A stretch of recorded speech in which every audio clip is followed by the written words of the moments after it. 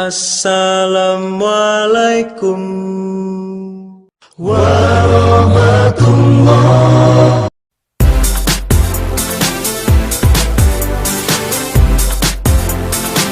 Kaum muslimin, hamba-hamba Allah yang kami muliakan, saya tidak tahu ini sahih atau tidak, tapi saya nonton di acara Qatar TV. Beberapa TV Arab ikut menayangkan tentang fenomena unik, kejadian yang langka di bumi ini. Seorang bayi laki-laki terlahir di Palestina. Boleh buka di YouTube nanti bagaimana wawancara ini terjadi di Qatar TV, di beberapa TV Arab. Diwawancarai, dan apa katanya? Kami di Palestina menemukan sebuah fenomena yang sangat menakjubkan dan sekaligus membuat iman kami menjadi kuat. Seorang anak bayi laki-laki lahir dan berbicara dengan bahasa Arab yang sangat bersih, bahasa Arab fusha, ya. Hanya sekali saja dia bicara. Kalimatnya atau kata-katanya lebih kurang seperti ini: ana rajulun sayaqtuluni dajjal wala yaqtulu ba'di ahadan abada. Saya adalah orang yang nanti akan dibunuh oleh Dajjal, dan Dajjal tidak akan berhasil membunuh setelah saya siapapun juga lagi. Kemudian anak bayi ini kembali seperti bayi-bayi biasa, tidak mampu lagi bicara, kecuali hanya satu kali itu. Dalam persaksian di TV ini, beliau mengatakan, masyayikh kami di Palestina, para kubara'ana wa masyayikhana yashhaduna ala sidqi hadhi. Mereka mempersaksikan kebenaran cerita ini. Dan anak laki-laki itu hari ini disembunyikan identitasnya. Itu kejadiannya 8 atau 9 tahun yang lalu, kaum muslimin. Kalau remaja itu umur berapa tuh, Pak? Standar remaja? 16? 17? Itu standar remaja kan? Mohon maaf kaum muslimin. Jika memang demikian dan Danau Tiberias pun telah menyusut, tapi kita yang perlu kita imani benar-benar adalah hadis ini, karena hadis ini sahih Muslim. Kalau yang tadi bisa jadi orang Arab itu ngarang-ngarang cerita, kan kita harus uzon seperti itu kan. Bisa jadi di sana itu orang ngarang-ngarang cerita, tetapi masyayikhana wa kubara'ana yashhaduna ala sidqi hadhihi al-qissah. Para syekh-syekh kami, para pembesar-pembesar kami, orang tua kami menyaksikan mereka kebenaran tentang kejadian ini. Nah, kaum muslimin, yang tidak dapat dibantah itu adalah Danau Tiberias yang sudah menyusut airnya hari ini. Kemudian jika benar laki-laki remaja itu sudah terlahir beberapa tahun yang lalu, maknanya sangat dekat sekali Dajjal akan lepas. Kalau itu betul, la haula wala quwata illa billahil aliyyil azim. Kaum muslimin, hamba-hamba Allah yang kami muliakan. Nah, Dajjal akan mengelilingi seluruh negeri-negeri dan khususnya kota-kota besar. Karena waktu Dajjal tidak lama, Bu. Kata Rasulullah, Dajjal itu lepas, sebanyak dia lepas umurnya cuma 40 hari. 40 hari seperti apa? Sehari pertama kata Nabi sama dengan 1 tahun. Sehari kedua sama dengan 1 bulan. Sehari ketiga sama dengan 1 minggu. Lalu 37 hari berikutnya sama dengan hari-hari biasa. Artinya kalau kita totalkan 1 tahun, 2 bulan, 2 minggu. Cuma itu lamanya. Lalu bagaimana, apa yang terjadi setelah itu? Dajjal mati dibunuh oleh Nabi Isa. Nah, dalam waktu yang sangat singkat Dajjal menguasai seluruh permukaan bumi. Dengan kecepatan apa? Dengan kemampuan apa? Padahal ketika Dajjal keluar, semua teknologi sudah tidak ada. Kan Nabi mengatakan, saat Al-Mahdi muncul, kalian akan berperang di belakangnya dengan pedang, dengan tombak, dengan panah, dan dengan menunggang kuda. Kalian akan berjalan di atas kaki-kaki kalian. Sementara Imam Mahdi disepakati oleh seluruh ulama Al-Sunnah wal Jamaah, kemunculannya terjadi sebelum Dajjal lepas. Ini Al-Mahdi ya. Nah, di masanya saja sudah tidak ada teknologi. Apa yang terjadi? Bumi ini akan dihantam meteor, di mana pakar astronomi dunia mengatakan meteor ini akan menghentikan semua teknologi yang ada di bumi. Dan Allah menceritakan tentang kejadian meteor itu dalam surat At-Tur, dalam surat Ad-Dukhan, dalam surat Al-Mulk, tentang Batsyatul Kubra. Jadi bumi ini akan mengalami Batsyatul Kubra, hantaman yang sangat dahsyat. Baik kaum muslimin, nanti kita akan sampai kepada hantaman yang dahsyat ini atau meteor ini. Dan Amerika Serikat mengatakan bumi kita sekarang ini sedang ada di tengah-tengah arus sungai meteor. Ini 2015, Pak. Mereka mengatakan sejak 2013, kata NASA Amerika, sejak 2013 sampai 2016 bumi kita tepat di tengah-tengah arus sungai meteor. Menurut NASA Amerika diperkirakan selama perjalanan ini bumi kita akan mengalami 1.300 hantaman meteor. Kita 2015 sekarang.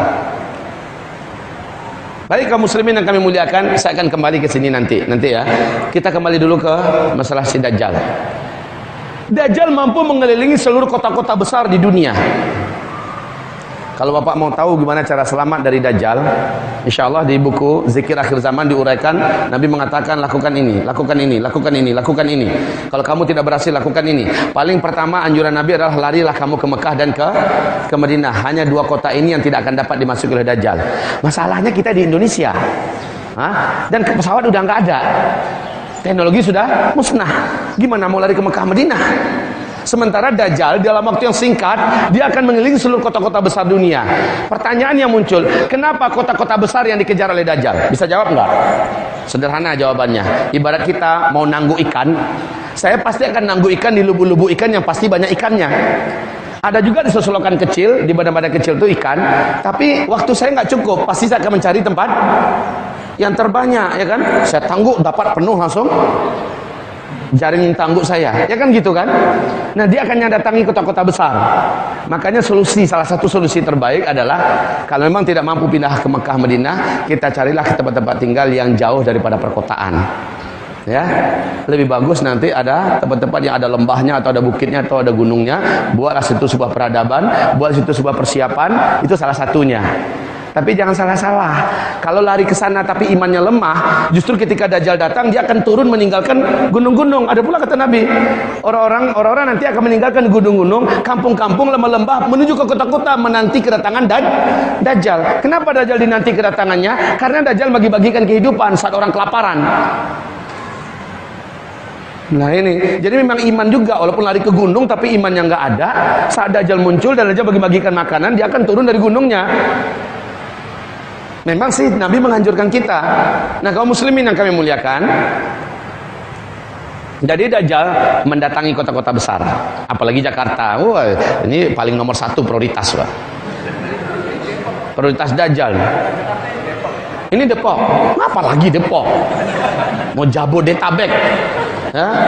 Depok, Bogor, ya. Orang Jakarta ini Pak termasuk kota terpadat, Jabodetabek ini kan terpadat di dunia toh. Iya. Dia akan datang, cuma Mekah Madinah saja dia yang tidak berhasil masuki. Baik, kaum muslimin yang kami muliakan, Dajjal tidak lama masanya. Kalau Dajjal sudah muncul, tanda besar kiamat yang kedua pasti menyusul. Pasti, yaitu Nabi Isa turun. Dalam akidah kita, kaum muslimin, Nabi Isa tidak pernah dibunuh. Tidak pernah. Nabi Isa diangkat fisiknya secara hidup oleh malaikat menuju ke langit dunia dan dia disimpan di sana. Dibuat oleh Allah, dia tidak tersentuh oleh waktu dan zaman. Pasti seperti Ashabul Kahfi dalam perut gua. 309 tahun ternyata mereka tetap muda, dan Allah melakukan hal itu kepada Nabi Isa hari ini di langit dunia. Sehingga Nabi berkata dalam Isra Mi'raj, saya bertemu dengan saudara saya Isa dalam usia dia saat diangkat. Jadi masih muda sampai hari ini. Dia turun nanti Nabi Isa dalam usia 33 tahun. Nabi Isa nanti turun ke muka bumi dalam usia 33 tahun. Siapa yang sekarang usia 33? Antum berapa? 33. Usia kayak gini. Tapi nggak jelek kayak gini. Kalau ini standar Indonesia nih.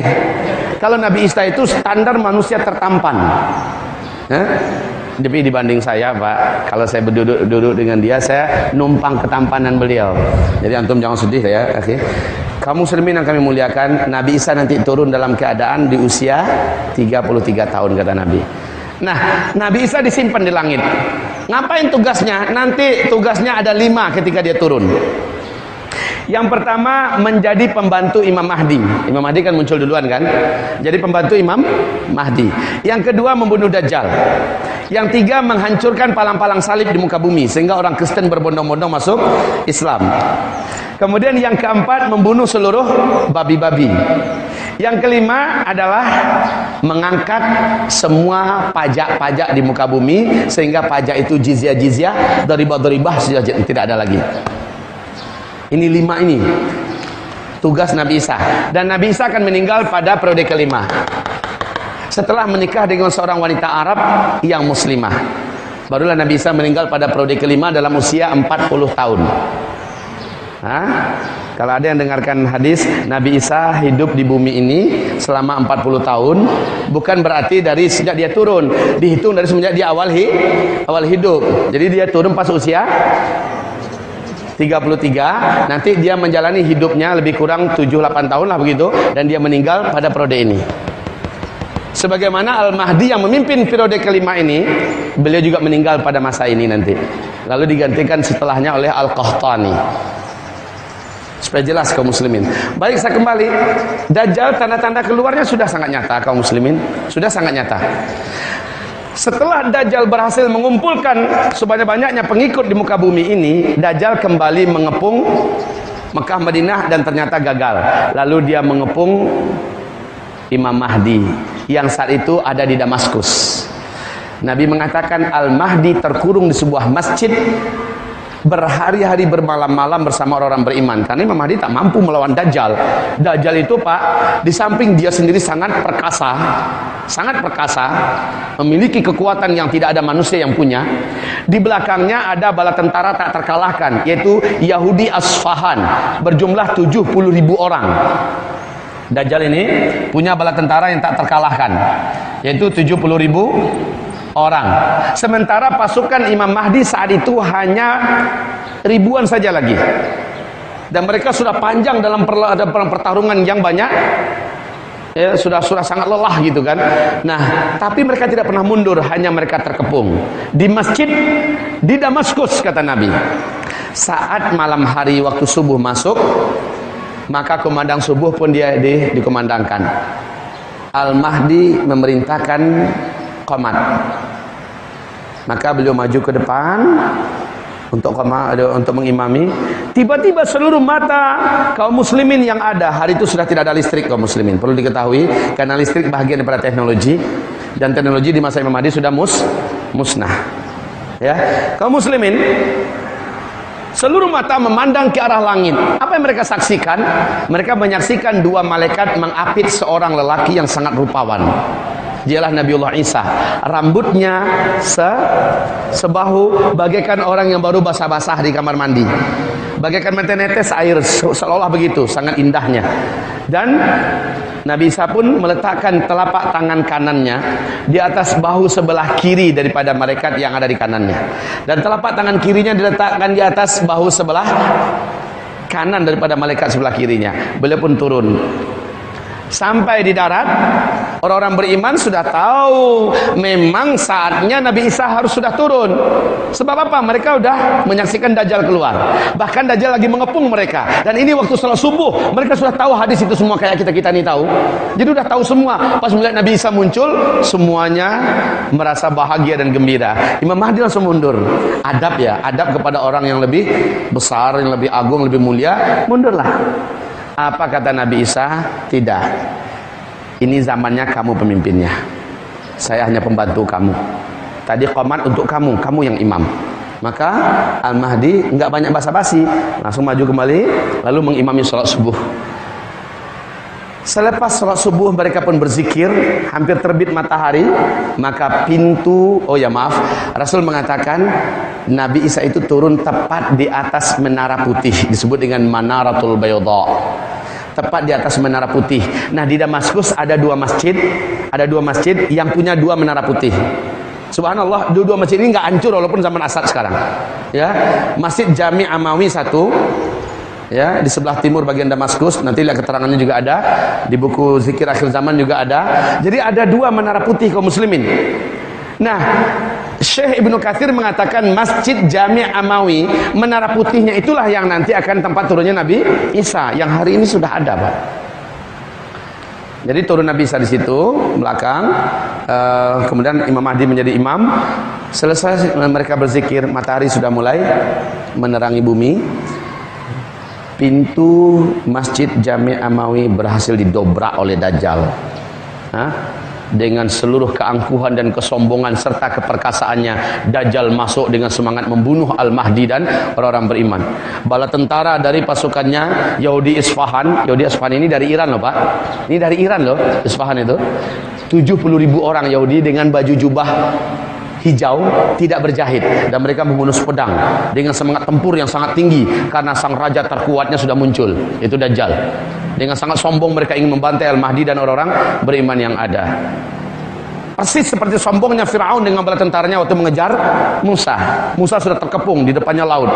Kayak Imam Mahdi mau lari kemana lagi? Dajjal dengan seluruh keangkuhannya datang. Ternyata anti Dajjal sudah turun. Satu-satunya makhluk di alam semesta yang mampu dan diberikan legitimasi resmi oleh Allah membunuh Dajjal, yaitu Nabi Isa, sudah turun. Dajjal nggak menyadari itu. Dajjal tidak menyadari itu. Saat Dajjal sudah sangat dekat, Nabi Isa pun berdiri dari saf orang-orang beriman di belakang Al-Mahdi dan langsung menghadap dalam keadaan menantang si Dajjal. Melihat Isa sudah turun, berteriaklah Dajjal. Apa yang terjadi? Karena Dajjal melihat Nabi Isa saja dia meleleh, bagaikan lilin Pak yang meleleh karena panggangan api. Rasul mengatakan seperti garam yang meleleh dimasukkan ke dalam air. Meleleh Pak, meleleh. Kalaulah Dajjal tetap berdiri di tempat itu, kata Nabi, lantai masjid itu pasti akan berserakan cairan Dajjal dan Dajjal habis, meleleh. Tapi Dajjal langsung lari dengan kemampuan yang tinggi, dia lari ke sebelah timur. Nabi Isa sudah nunggu di situ di sebelah timur. Lari ke sebelah barat, ke ufuk barat. Nabi Isa sudah menunggu di ufuk barat. Terakhir dia lari ke Palestina, tempat di pintu Lut, dan Nabi Isa langsung menghunjamkan tombak itu, ya. Langsung dihunjamkan tombak itu ke tubuh si Dajjal. Maka menjeritlah Dajjal. Inilah kematian terparah dan terberat yang dialami oleh makhluk yang hidup. Jadi kaum muslimin, setelah itu lumuran darah ini dari Palestina dengan secepat kilat, Nabi Isa sudah bergabung kembali dengan Imam Mahdi dan memperlihatkan kepada bala tentara Al-Mahdi. Termasuk orang Yahudi Asfahan tadi. Si Dajjal sudah mati. Ini dia. Maka penuh semangat dan penuh iman bertakbirlah orang-orang beriman. Sementara orang-orang Yahudi Asfahan yang 70.000 orang itu hilang semangat tempurnya, hilang semangatnya sama sekali. Mereka tinggalkan senjata-senjata mereka. Mereka lari menyelamatkan diri kemana-mana, berserakan kemana-mana kaum muslimin. Mereka bersembunyi di balik batu, bersembunyi di balik dinding, bersembunyi di balik pohon, masuk ke dalam lubang-lubang. Kemanapun mereka bersembunyi, kata Rasulullah, benda-benda saat itu, tempat mereka bersembunyi akan berbicara dengan seizin Allah. Dalam sejarah kan banyak benda-benda yang bisa berbicara kan, ya? Seperti dua bukit berbicara ketika Nabi dan para sahabatnya berjalan, dan seluruh sahabat mendengarkan perbincangan dua bukit ini, bahwa lembah mereka dilalui oleh orang terbaik. Seperti berbicaranya batu-batu krekel yang dilewati oleh Nabi Daud. Hai Daud, ambillah saya, jadikan saya untuk senjata kamu, ya kan, dan sebagainya. Nah, pada akhir zaman, batu-batu, pohon-pohon, dinding, tebing, apa saja, di mana saja orang Yahudi bersembunyi, bicara nanti. Apa kalimat mereka?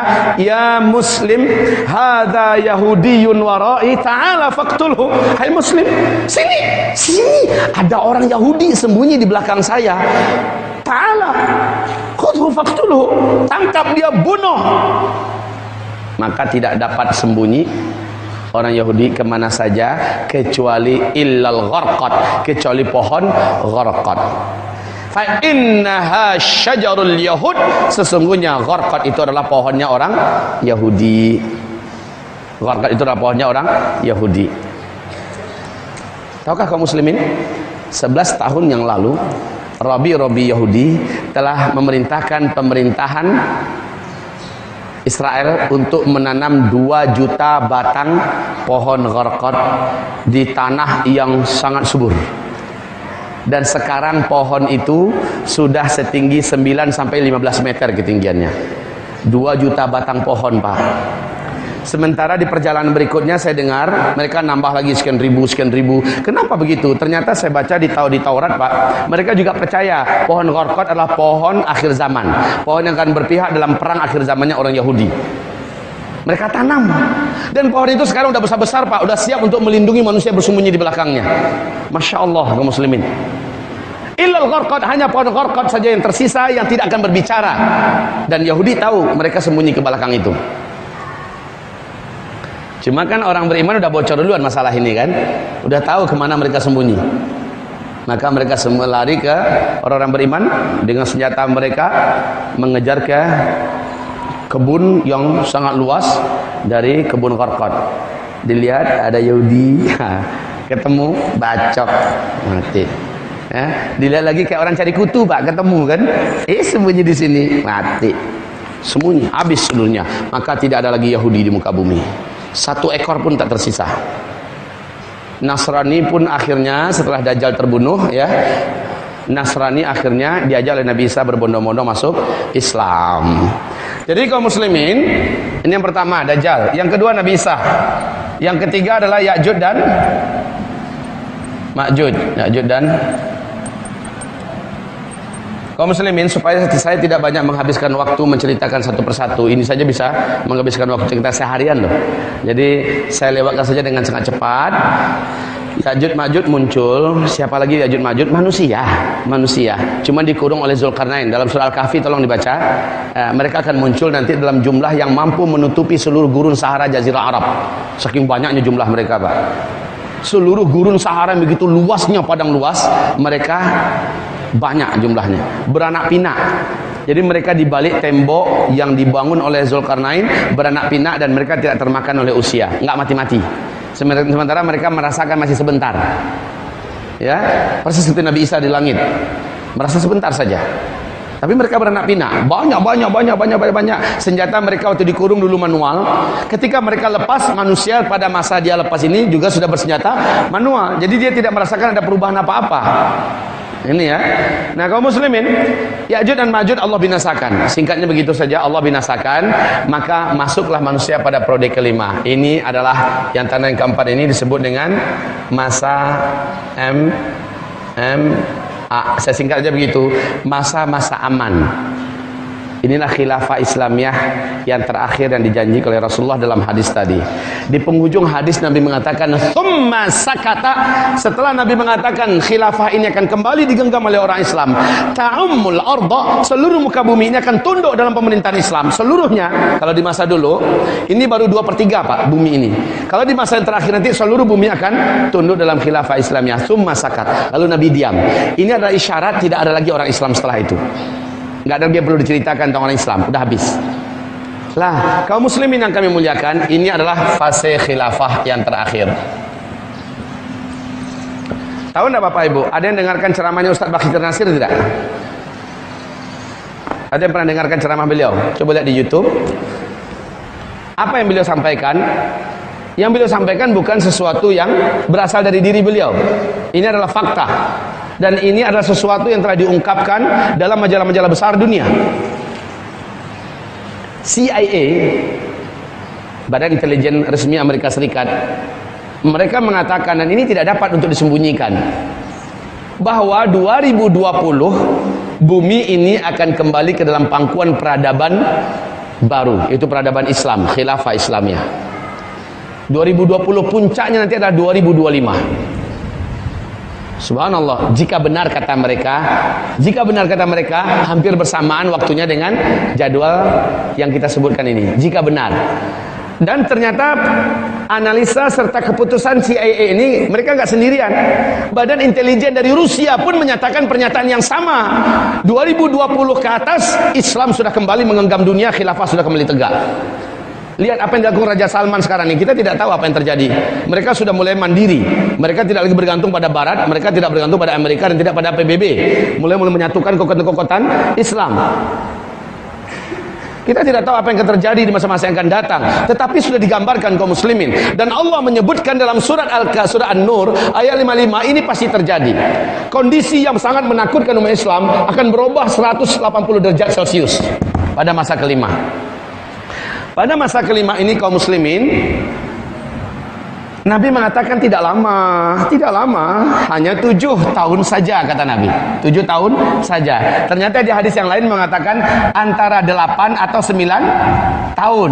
Berarti kalau disimpulkan Nabi memperkirakan 7 atau 8 atau 9 tahun saja masa di periode kelima ini. Lalu habis seluruh Islam meninggal dunia.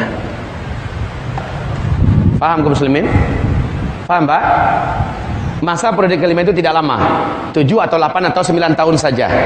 Allah jadikan masa ini berakhir dengan wafatnya seluruh orang Islam. Padahal di puncak-puncak kejayaan Islam.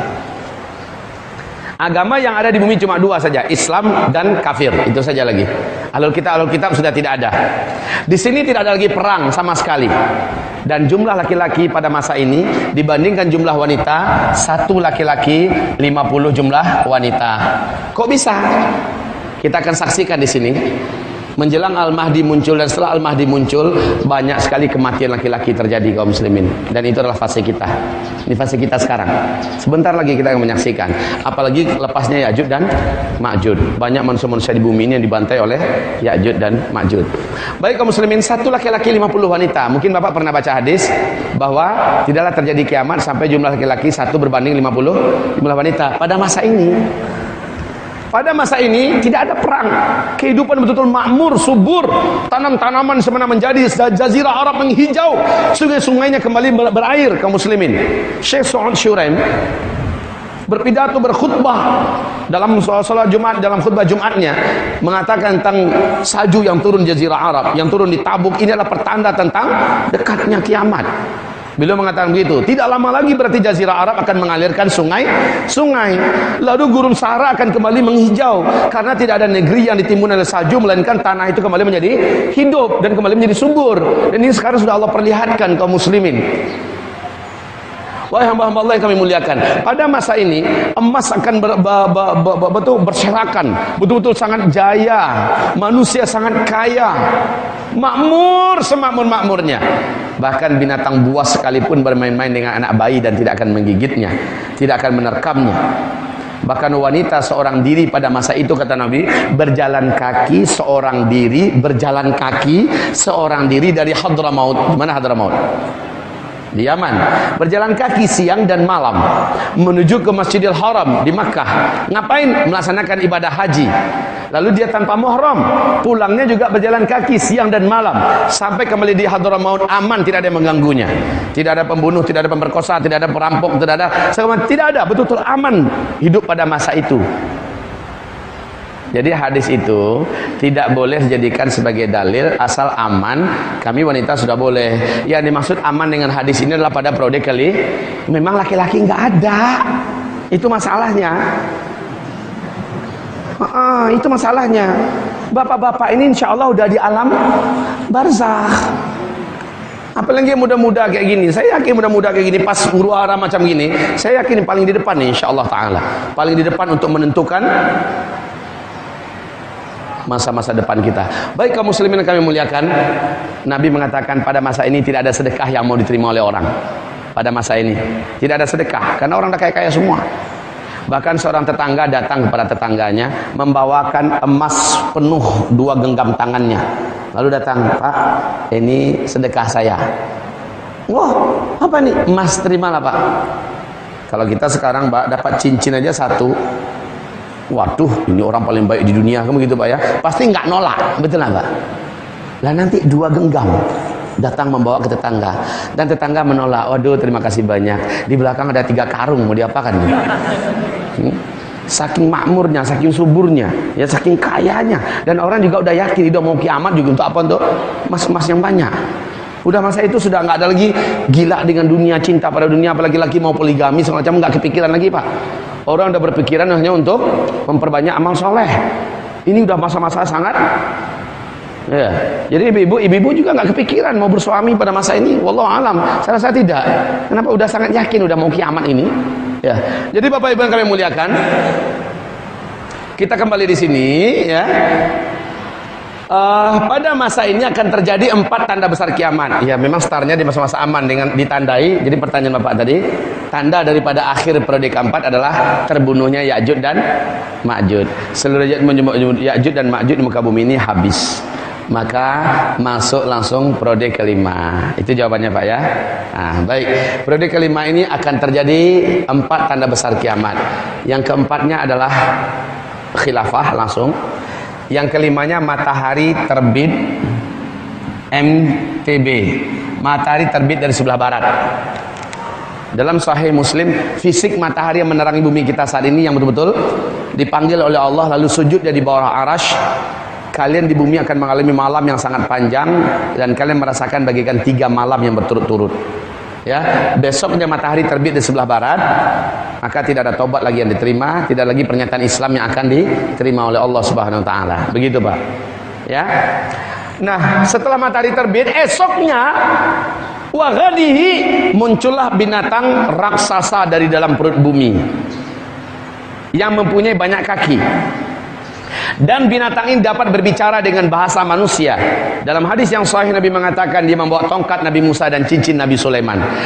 Manusia tersisa sedikit yang ada di bumi akan didatangi oleh binatang itu. Lalu kalau orang kafir, diketoknya kepalanya dengan ujung tongkat Nabi Musa, menghitamlah wajahnya, menjadi buruk rupanya.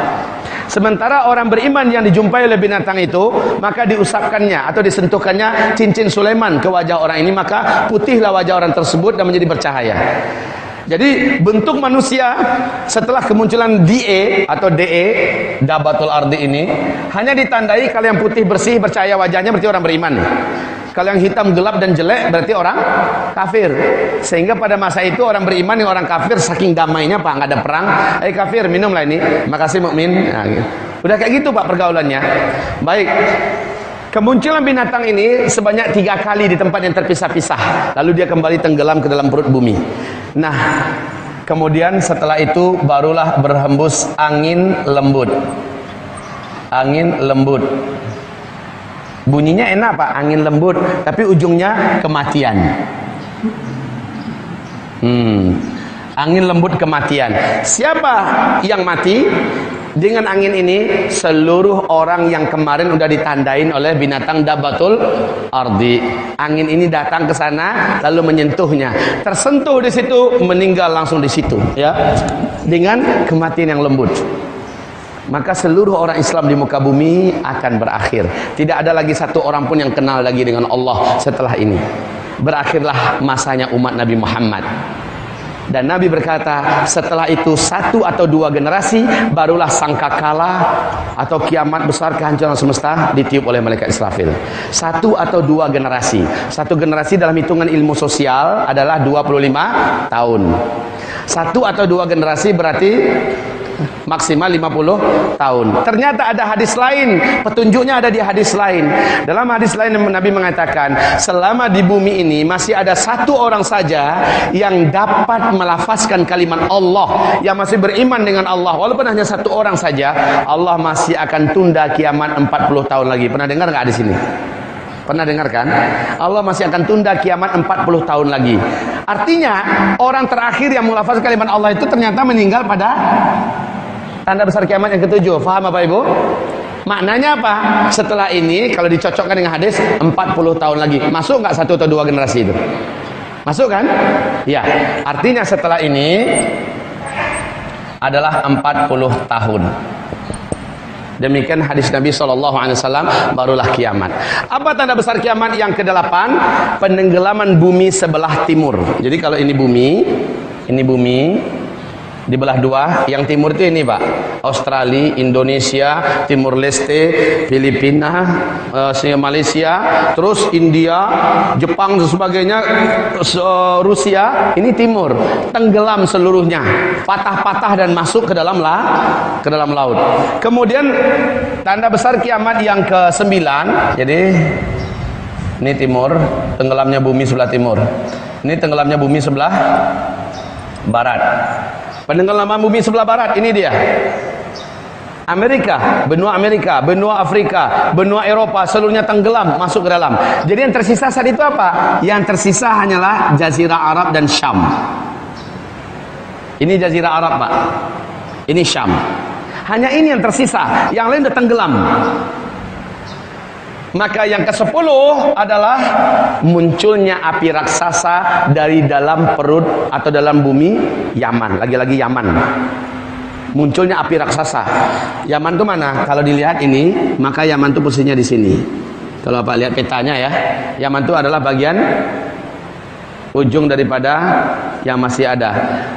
Keluar api raksasa di sini. Semua manusia yang hidup ini akan digiring secara paksa oleh api ini. Jadi api ini terus menyambar ke sana kemari. Kemudian mereka lari ke arah Syam. Saat seluruh manusia sudah berkumpul seluruhnya di Syam, barulah terjadi kiamat. Nanti temukan hadis-hadisnya, banyak ketemu itu. Saya ringkas ini semuanya dengan secepat ini. Kaum muslimin, sekarang ini berita besar untuk Bapak Ibu semua.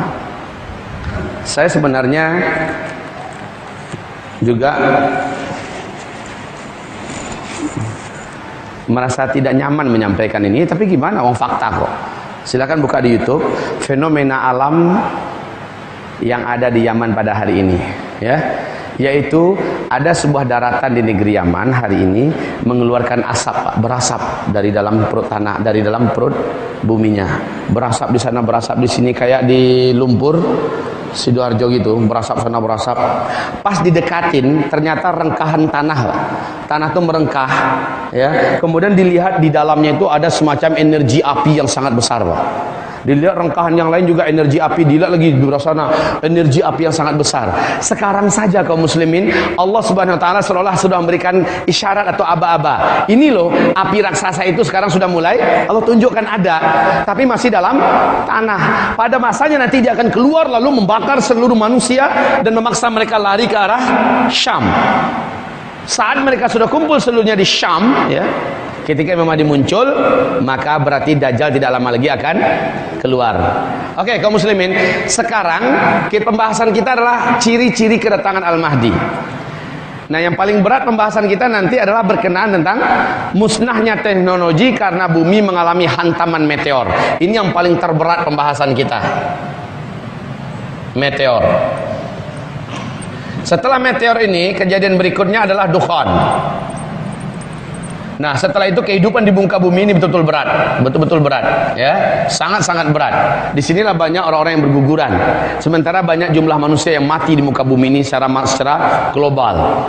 Kelaparan menyebar di mana-mana, pembunuhan hanya demi sesuap makanan dan segala macamnya. Ini akan bermunculan setelah meteor. Setelah meteor ini teknologi di muka bumi sudah hilang. Kita betul-betul kembali ke zaman Nabi Muhammad. Beberapa ciri-ciri sebenarnya di kitab ini dijelaskan di zikir akhir zaman. Ciri-ciri kedatangan Al-Mahdi diantaranya adalah di periode keempat, ya, yaitu terjadinya huru-hara dan kekacauan di berbagai tempat. Kekacauan, huru-hara. Dan untuk saat ini saya rasa Bapak Ibu sudah dapat merasakan langsung, bukan hanya di Indonesia, apalagi di Timur Tengah, ya, apalagi di Timur Tengah. Baik, yang kedua, saya panjangkan aja ke bawah, ya. Yang kedua, yaitu terjadinya fitnah di Syam. Fitnah di Syam. Ketika Nabi mengatakan Badiru bil a'mali fitanan kaqita'il lailil muslim yusbihur rajulu fiha mu'mina wa yumsi kafira, dan seterusnya. Ternyata Nabi menyebutkan wal fitanu bisyam kaqita'il lailil muslim. Yang dimaksud dengan fitnah-fitnah itu adalah di Syam. Pembantaian, pembunuhan, peperangan, keributan ini, kehancuran ini, segala macamnya. Wal fitanu bisyam. Syam itu adalah Suriah, Palestina, Lebanon, Yordania. Ini yang dimaksud dengan fitan. Dan ini mendahului bagi kemunculan Al-Mahdi. Karena Al-Mahdi nanti akan mengibarkan bendera khilafahnya di Damaskus. Lalu puncak kekhilafahan nanti terakhir adalah di Palestina. Ini khilafah terakhir adalah puncaknya di Palestina. Awal kemunculannya nanti di Damaskus. Damaskus itu adalah Syam yang hari ini penuh dengan konflik, peperangan dan pembantaian, pembunuhan yang tidak tahu ujungnya kapan. Ini sedang berlangsung sekarang ini kaum muslimin, ya. Selanjutnya apa yang terjadi? Berikutnya menjelang Al-Mahdi meninggal, wafatnya seorang raja yang menguasai Hijaz. Dan ada 3 orang putra mahkota yang akan saling yaktatil inda kanzikum thalathatun min abna'il khalifah. Kaum muslimin yang kami muliakan, simak ini wahai hamba-hamba Allah yang kami muliakan. Wafatnya seorang raja yang menguasai Hijaz. Hijaz ini di mana tadi? Mekah, Madinah dan Taif. Ini yang Hijaz. Kaum muslimin, Di belakangnya ada 3 calon pengganti.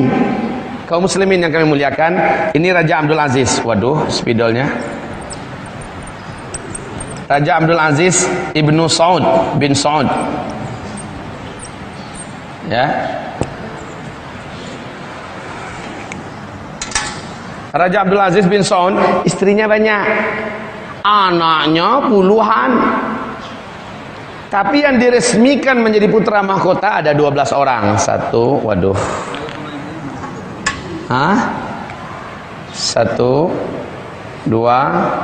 3, 4, 5, 6, 7, 8, 9, 10, 11, 12. Ya.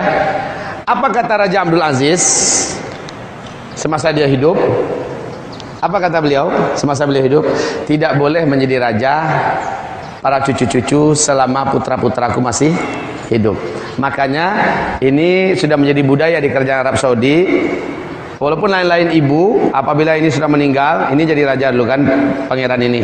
Ketika meninggal, langsung pangeran yang sebelahnya menggantikan. Nggak boleh anaknya. Nah, meninggal juga pangeran yang ini, pangeran sebelahnya menggantikan. Ah, ini para putra mahkota ini semuanya. Sekarang anggap saja ada.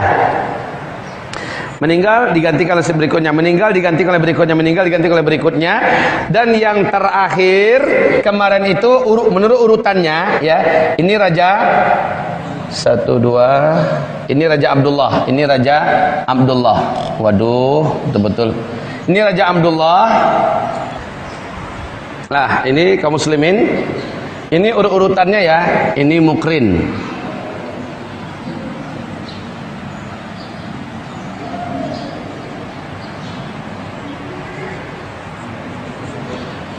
Ini Pangeran Mukrin. Masih hidup sekarang. Ini Pangeran Talal. Masih hidup. Ini Pangeran Salman. Masih hidup. Ini Pangeran Nayef. Ini Pangeran Sultan. Ini Pangeran Abdullah. Ini Pangeran Fahad. Ya. Oh ya. Alhamdulillah sekali datang langsung banyak. Ini semoga Allah beri pahala bagi yang sudah menyediakan ini dan sudah habis. Baik kaum muslimin, kita lihat dari sini sajalah.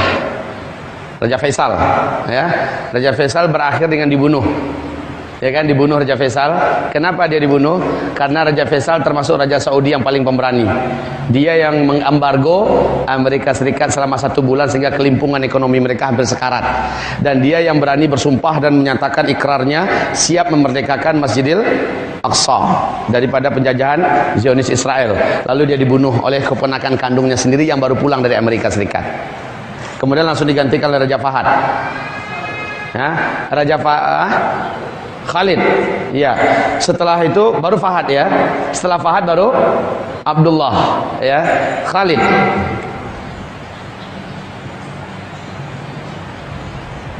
Faisal.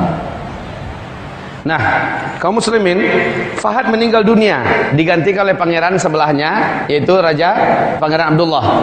Nah, Pangeran Abdullah baru meninggal 9 Jumat yang lalu. 9 Jumat yang lalu.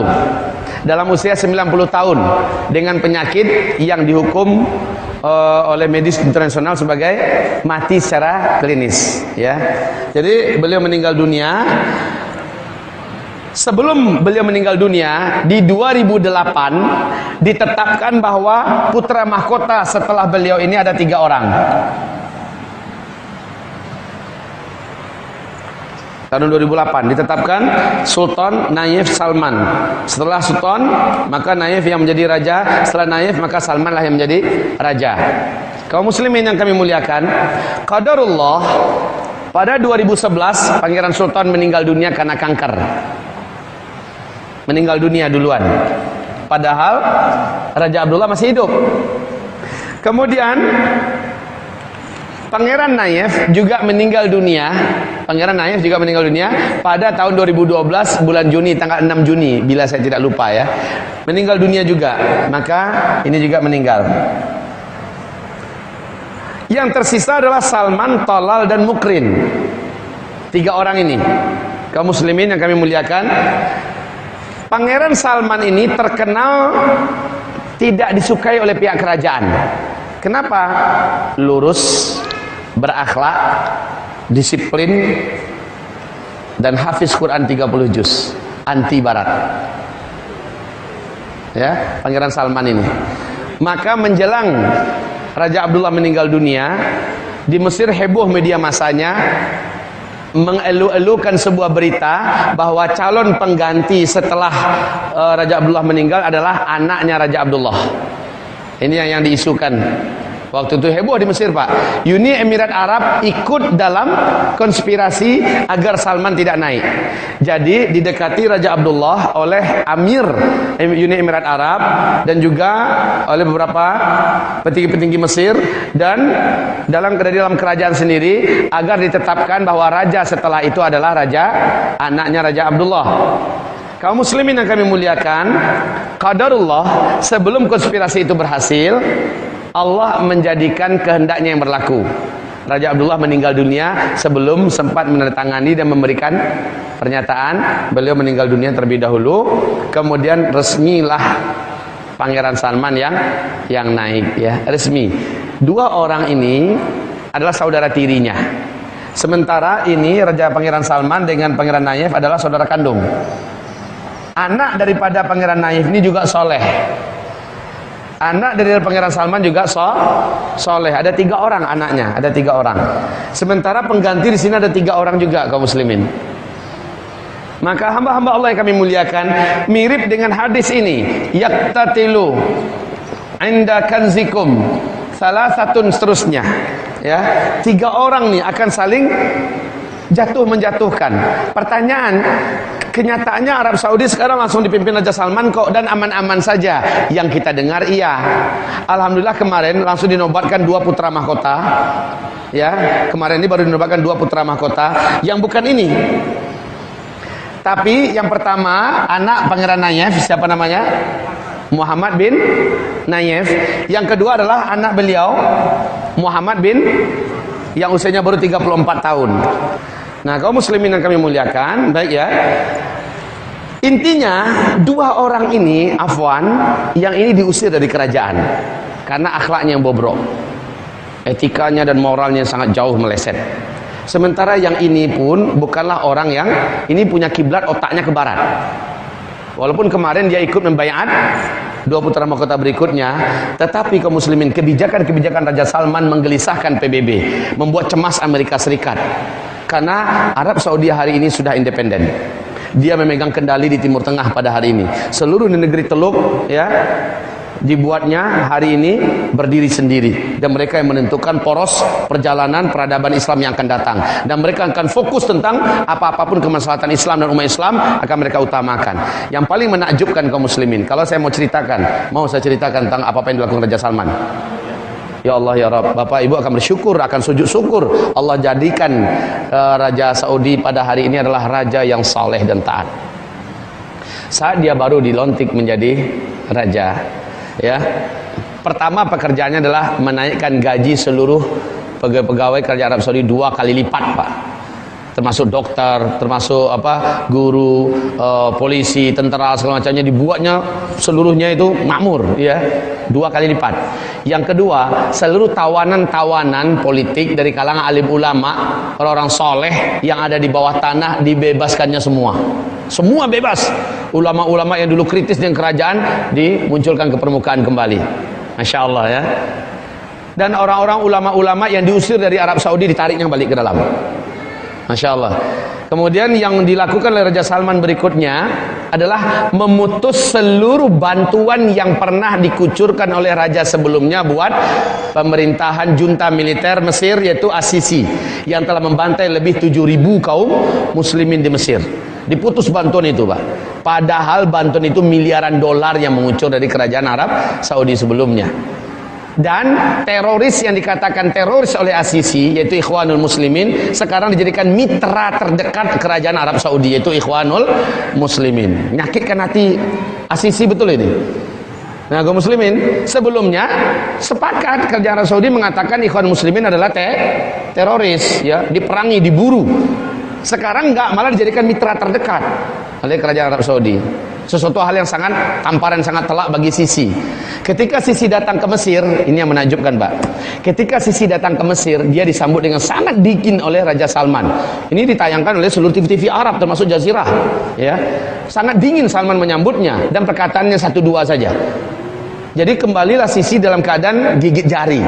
Harapan bantuan yang bisa menguatkan perekonomian Mesir yang dikendalikan oleh kerajaan pemerintahan baru sekarang di Mesir oleh Sisi diputus habis oleh Arab Saudi, nggak ada lagi bantuan untuk dia. Ya. Akhirnya Mesir yang dulu sesumbar di masa Raja Abdullah hidup mengatakan militer Mesir untuk keamanan seluruh Timur Tengah. Di masa sekarang Mesir mengeluarkan pernyataan baru, militer Mesir untuk keamanan rakyat Mesir, bukan lagi untuk siapa-siapa. Nah, kaum muslimin, berikutnya Bapak Ibu menyaksikan semua di seluruh televisi sedunia, ketika Barack Obama datang dengan istrinya, ya, untuk mengucapkan congratulations for you, because you new king, ya, kamu adalah raja terbaru dan kami ucapkan selamat atas kamu. Ini kedatangan Barack Obama bawa istrinya masuk waktu sholat asar di istana, Pak. Seluruh orang-orang kerajaan ikut Raja Salman pergi ke masjid sholat asar. Temenung-menung aja lah siapa Barack Obama dengan bininya berdua, nggak diopening, nggak diacuhkan. Ini nggak pernah terjadi, Pak. Si tuan besar ditinggalkan, nggak pernah terjadi. Di masa Raja Salman ini terjadi. Azan, ya Allah ya Rabb, kita nikmati azan, kita sholat zuhur. Selanjutnya saya pulangkan pada Bapak dan Ibu. Astaghfirullah, astaghfirullah, astaghfirullah. Subhanakallahumma bihamdika asyhadu an la ilaha illa anta astaghfiruka wa atubu ilaik. Wassalamualaikum warahmatullahi wabarakatuh.